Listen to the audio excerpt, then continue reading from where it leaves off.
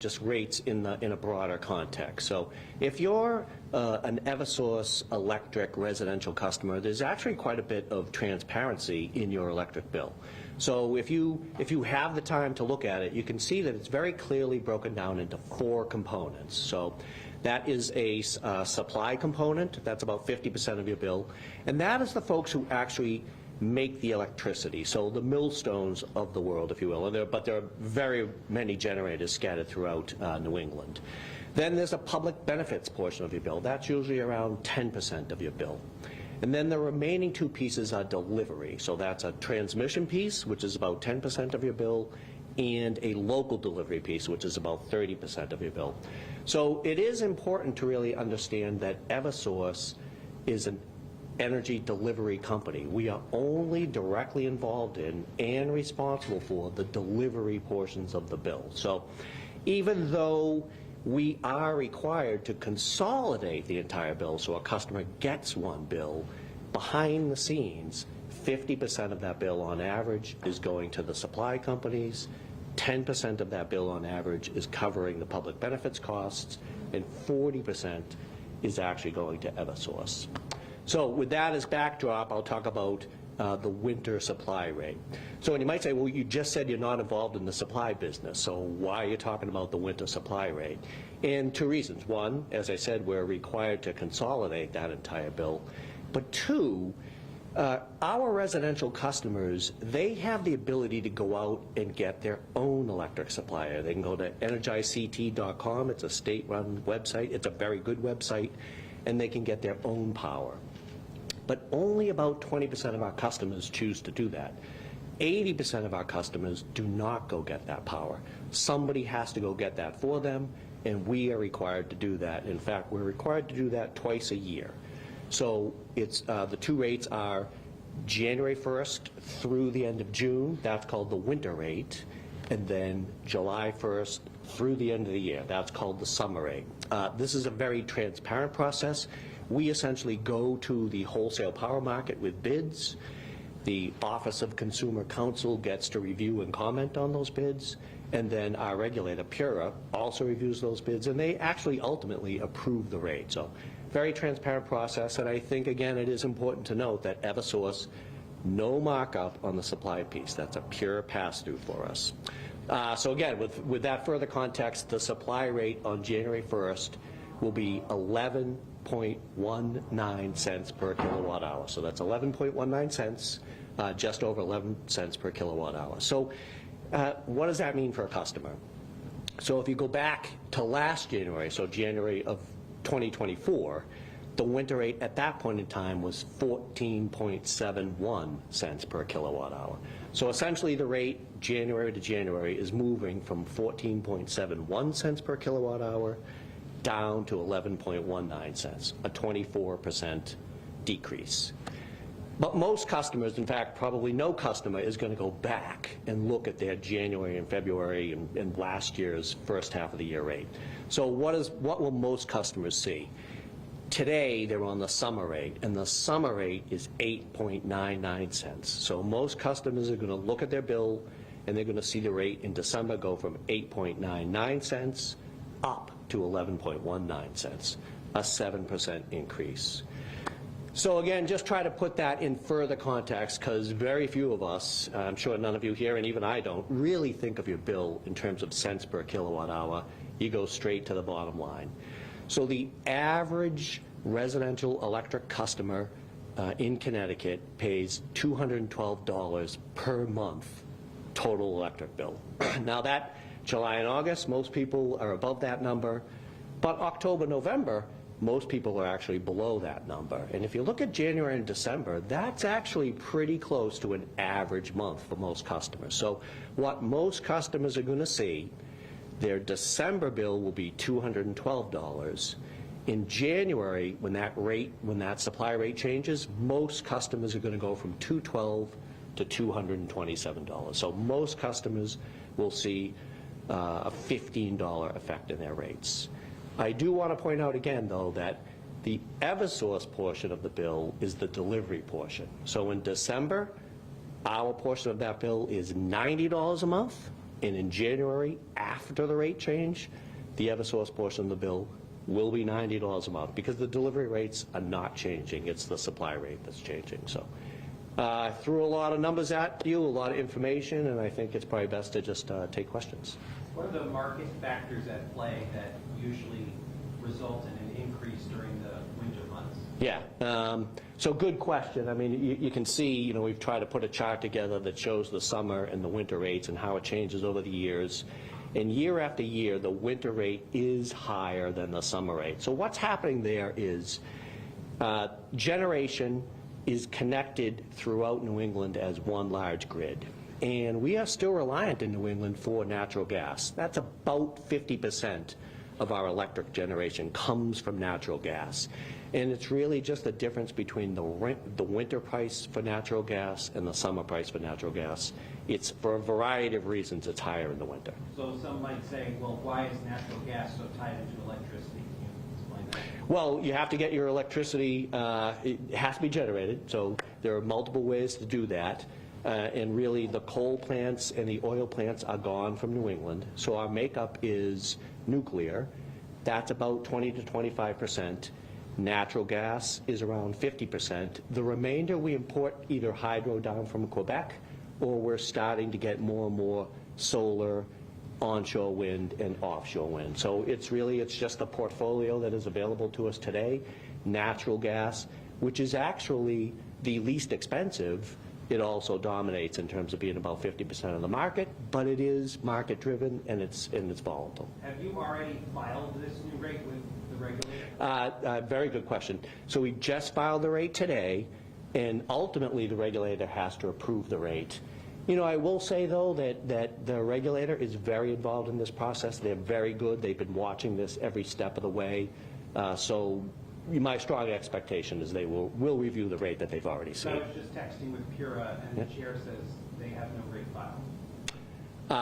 It's been filed. I can't answer the specifics of what individual person has seen it, but we've definitely filed the rate. But we did just file the rate earlier today, so it doesn't surprise me that they wouldn't have seen it.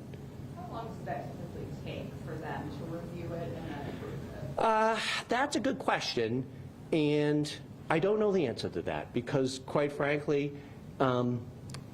it's actually their bid process that we follow. Both they and the Office of Consumer Counsel are, they're involved every step of the way, and they get to review each step of the way. So, I think even while the chair has probably not seen it, the commissioners have probably not seen it, they may not have officially acknowledged it. They're folks who are experts in this. I'm pretty confident that they've seen these numbers. What would you say to folks? Obviously, this is very important.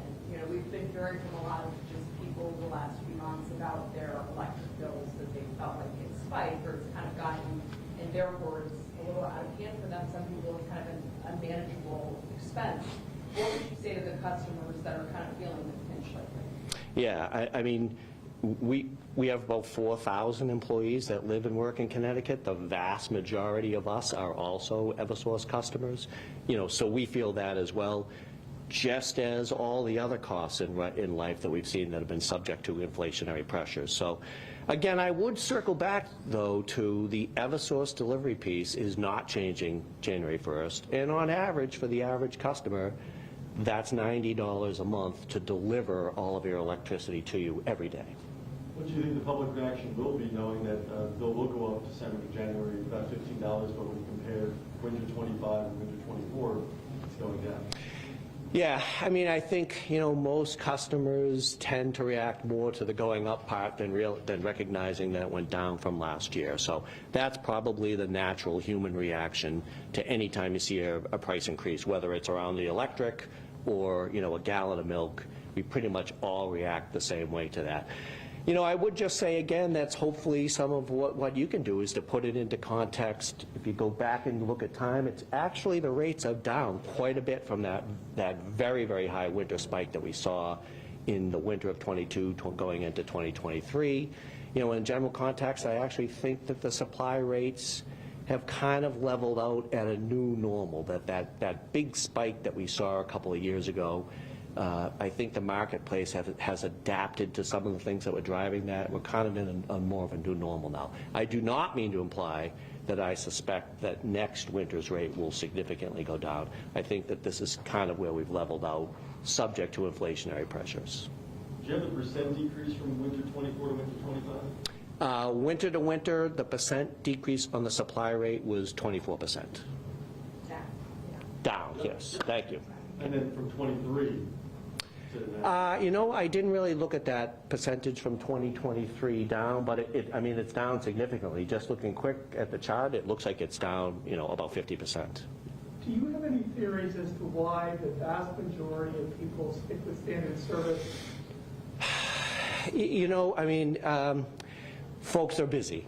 So that's another task that you have to go through. I will say, though, it's energizect.com. It is a very intuitive website. You can go out onto that and fairly quickly see prices that are offered from a variety of other companies.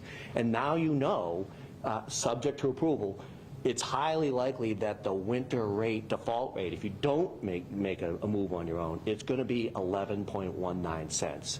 So you have the ability to go in, look at all those other rates, try and find one that's below 11.19 cents, and then choose if you want to sign up.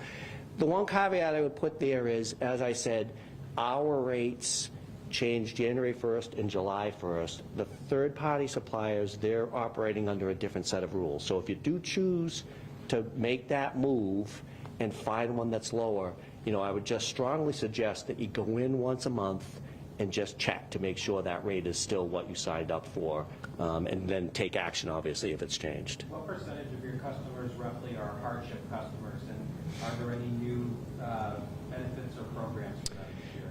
Yeah, good question. So there's that percentage I don't have, but we have a variety of programs for folks that struggle to pay their bills. You can go to Eversource.com, Bill Help, and we have a variety of programs that can help, that will fit just about anybody. That can help you stretch out your payments, have a flat monthly bill, a matching payment program, and there is a energy discount program for folks who qualify for that, and some folks will qualify for that if they go in and look and sign up. And again, it's Eversource.com, Bill Help. And can you just talk about, in terms of the public benefits charge, which has been the subject of so much controversy across the state, do you expect that to level out or decrease at any point? A good question, because it has been in quite a bit of attention. First of all, January 1st, public benefits rate is not changing. So very similar to the Eversource delivery rate, the public benefits portion is not changing. The public benefits piece was held artificially low for several years. It was actually down around 5%, when I mentioned really on average it should be about 10%. So right now it's actually artificially high. It's closer to about 30% of your bill, but it's paying off that backlog. And I fully expect that come on or about May 1st that will settle back down. Now, I don't know exactly what it'll be, because that's really based on state policies, so that could go up or it could go down. But assuming that state policies stay relatively the same, our expectation is that we'll settle back down to approximately 10% of a customer's bill. And when will the public benefits rate change? That changes on May 1st. Let me ask you, do you think that the state of Connecticut would be better off? I mean, it's sort of a case where, I don't know if you could put the genie back in the bottle, but I mean, we're 25 years down the road now from deregulation. Would the state of Connecticut and its ratepayers be better off with the situation the way it used to be, with fully regulated generation? Well, you get a lot of different answers based on who you're asking on that one. But at first I would start with exactly what you said. You probably cannot put that genie back in the bottle. So, it is what it is, and I think we have to work together with what we have now. I will say that much of the rest of the country did not make that deregulation move, and for the vast majority of the country, they have much lower overall rates than we do here in Connecticut. And I would just point out, if you take a look at the delivery portion, the transmission portion and the local delivery portion, that's the Eversource rates, That's on par with the local delivery in the rest of the country. The piece that's really spiking us in Connecticut, and it's not just Connecticut, it's really the Northeast in general, is where we deregulated, it is the supply piece. So. Can you explain, we know what it is, but for like the viewers at home that don't really understand what this public benefits portion really encapsulates, can you explain that? Sure. So again, the public benefits, I do want to point out, that's not changing. So this is really about the winter supply rate that's making a change. But the public benefits, there are policies that have been passed by the state legislature, and then our regulator, PURA, is basically promulgating and enforcing those. And they fall into a variety of buckets. So one of them was really the nuclear power plants. And the state made, it was a difficult decision, and you could Monday morning quarterback that decision, but they made a difficult decision, and then they took decisive action, which was to make sure that the 2 remaining nuclear plants in New England, Millstone, owned by Dominion in Connecticut, and Seabrook, owned by Nextera up in New Hampshire, they really wanted to keep those plants in and running because they provide a baseline of generation. So as we make this transition to clean energy, as more and more fossil fuel generators come offline and more wind and solar come online, wind and solar are intermittent, and you really need a baseline of generation to make sure we can reliably make that transition. And Connecticut stepped up and made the move to keep those plants here and running. That does, at times, that comes at a cost. So that's a portion of it. The other piece is, as we talked about earlier, it's really programs that are put in place to help folks who struggle to pay their bills. So that's another piece of the public benefits.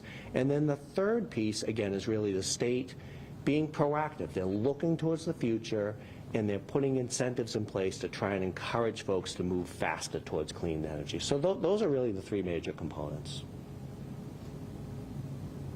Do you think that, this past summer, normally the public benefits charge is added, as you said, on May 1st. It's my understanding that it was added in July because the charge is going up by so much.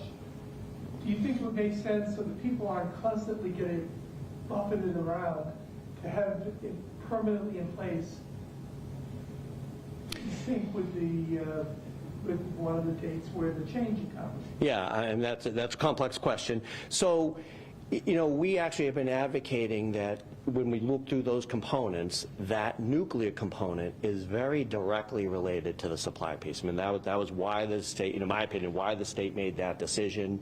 And it often serves as a buffer. It's kind of, that's a very consistent price. So while, the generators, the gas generators tend to be bouncing up and down, the nuclear generators are very consistent. So we have advocated for exactly that. Maybe not the entire public benefits piece, but at least that piece that's related to the nuclear plants. Hey, maybe that makes more sense to try and line that up, along the lines of July 1st when the rate change comes. And I think, there's a lot of different components that go into that, and it's fairly complex. And I think, the regulators are taking a hard look at that. Any plans to increase your delivery charges? So our delivery charges, as I said, and as you can see there, they've been relatively flat, tracking pretty close to the rate of inflation. So no, there's no current plans for that. Okay. Thank you. All right. Hey, thank you very much. Great questions. Appreciate your time. Thank you. Thank you. You guys were on your game today. I was hoping for a slow Friday afternoon crowd. Did not get it. Nice job. Good questions. Thank you.